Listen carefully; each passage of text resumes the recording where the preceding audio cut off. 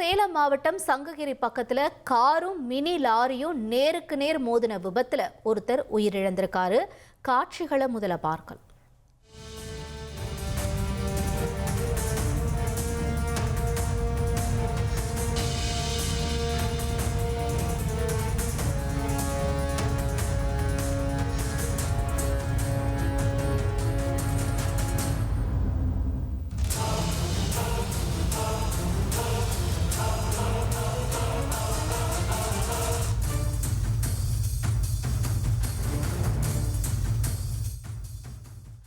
ஈரோடு மாவட்டம் பவானி பகுதியை சேர்ந்தவர் ரவி. கார்ல தன்னோட குடும்பத்தோட கோயிலுக்கு போற வழியில இந்த சோகம் நடந்திருக்கு.